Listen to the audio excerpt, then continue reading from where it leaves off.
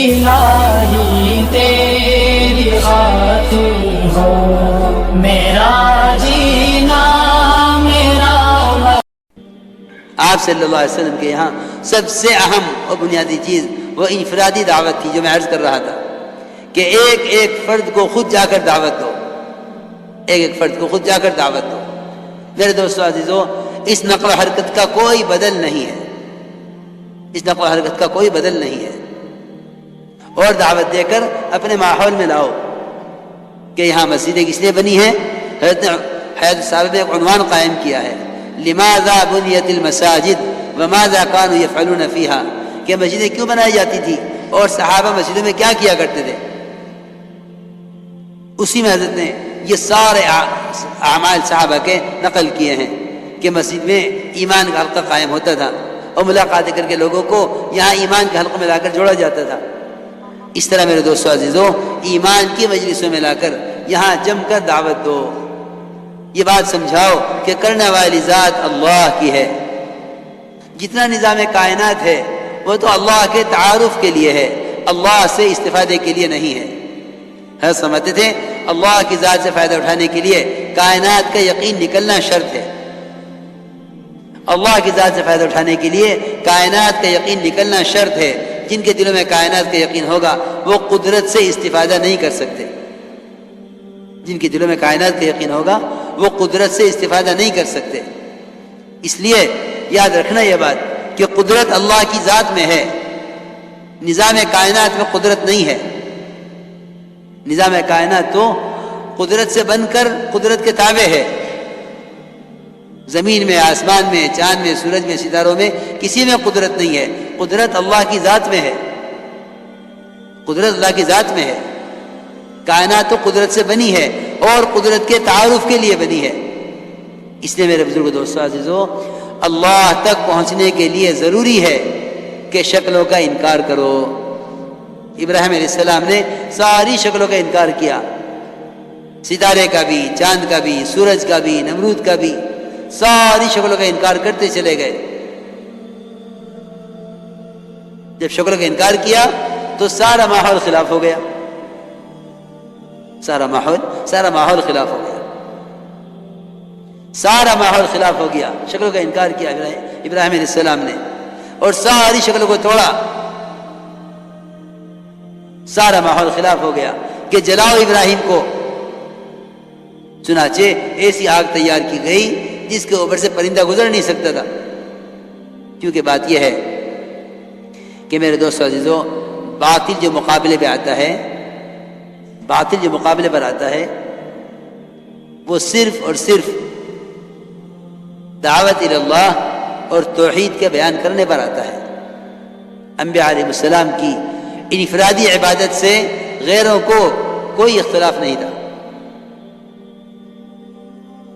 غیروں کو کوئی اختلاف نہیں تھا۔ باطل جو مقابل آئے گا وہ اللہ کی توحید کو بیان کرنے سے آئے گا۔ دیکھو، اللہ کی توحید کو بیان کرنا بذات خود مقصود ہے، اس سے فراغت نہیں۔ لکھا ہے علماء نے کہ احکام کا علم عمل کے لیے مقصود ہے، اس سے فراغت ہو جائے گی۔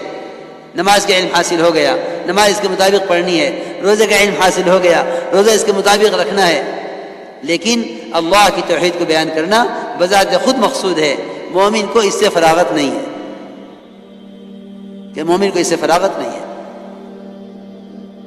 اس لیے حکم دیا گیا ہے کہ اے لوگو، اللہ کی توحید بیان کرو، کیونکہ ساری نیکیوں کا مدار توحید پر ہے۔ اس لیے قرآن نے کھل کر کہا ہے کہ جب تنہا اللہ کا ذکر کیا جاتا ہے، جب تنہا اللہ کا ذکر یعنی اللہ کے تذکرے کیے جاتے ہیں، سنو دھیان سے، جب تنہا اللہ کے تذکرے کیے جاتے ہیں اور اس کے ما سوا کا انکار کیا جاتا ہے، اشمئزت قلوب الذین لا یؤمنون بالآخرہ، تو غیروں کے دل سکڑ جاتے ہیں اور سمٹ جاتے ہیں اور بھیجتے ہیں ان کے دل اللہ کی توحید کو بیان کرنے سے۔ وَإِذَا ذُكِرَ الَّذِينَ مِن دُونِهِ، اور جب اللہ کے غیر کا ذکر کیا جاتا ہے تو وہ خوش ہو جاتے ہیں، وہ خوش ہو جاتے ہیں کہ ہمارے معبودہ کا تذکرہ ہو رہا ہے۔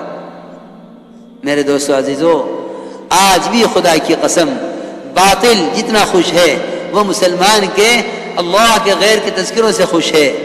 اگر آج بھی ہم توحید کو اس طرح بیان کریں جس طرح صحابہ نے بیان کیا تو اللہ تعالیٰ آج بھی باطل کے دلوں کو اس طرح سکیڑیں گے، اس طرح سمیٹیں گے، اس طرح دباویں گے کہ تم اس طرح اللہ اکبر۔ وہ تو اللہ کی توحید کو بیان کرنے سے مسلمان کے دل سے اللہ کے غیر کا خوف نکلتا ہے، ورنہ جتنی بے دینی ہے وہ ساری کی ساری بے دینی اللہ کے غیر کے تأثر کی وجہ سے ہے، اللہ کے غیر کے تأثر کی وجہ سے ہے۔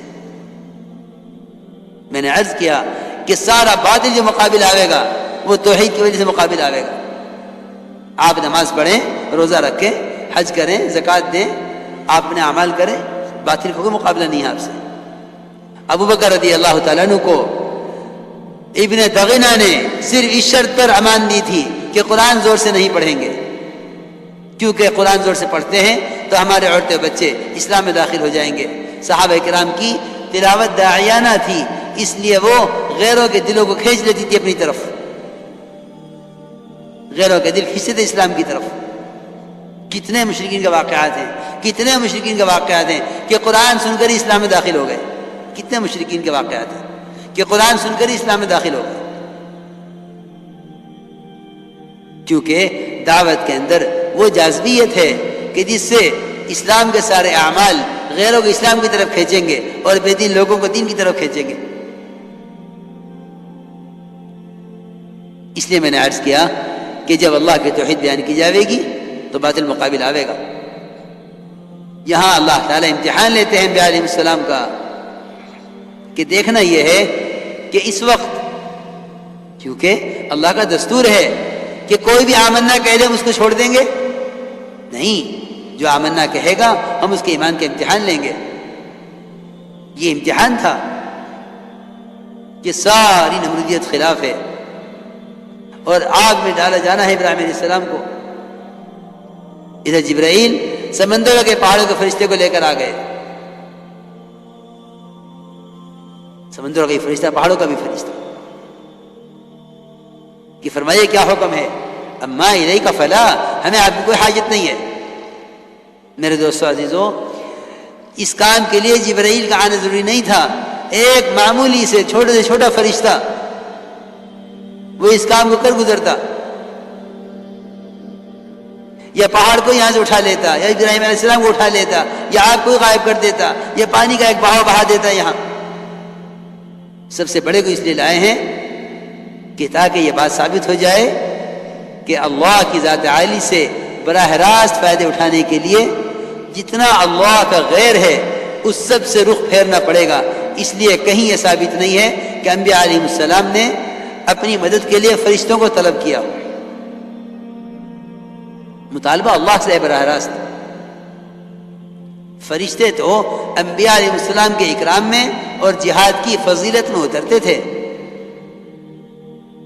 انبیاء کے اکرام میں اور جہاد کی فضیلت میں، یہ فرشتوں کے نزول کا سبب ہے۔ ورنہ نہ اللہ کو ضرورت ہے فرشتوں کی کہ مدد ان کے ذریعے سے کریں، اور نہ انبیاء کو ضرورت ہے فرشتوں کی کہ اللہ نبیوں کے ساتھ ہے۔ آپ نے صاف فرما دیا اللہ معنا، کہ اللہ ہمارے ساتھ ہے۔ وہ تو جتنی شکلیں ہم نے اپنے اللہ کے درمیان بنا لی ہیں، ان شکلوں نے اللہ سے دوری پیدا کر دی ہے۔ اس لیے اللہ تعالیٰ نے امتحان لیا جبریل کو بھیج کر۔ آپ نے فرمایا اما الیک فلا، ہمیں آپ کی کوئی حاجت نہیں ہے، ہمیں آپ کی کوئی حاجت نہیں ہے۔ اللہ تعالیٰ نے پھر آگ کو حکم براہ راست دیا ہے، قلنا یا نار کونی بردا وسلاما علی ابراہیم، حکم براہ راست ہے آگ کو، آگ کو حکم براہ راست ہے، کیونکہ جب ابراہیم تم نے اپنے ہمارے درمیان کسی کو ذریعہ نہیں بنایا تو ہم نے بھی اپنے آگ کے درمیان کسی کو ذریعہ نہیں بنایا۔ اسے کہتے ہیں اللہ کی ذات عالی سے براہ راست فائدہ اٹھانا۔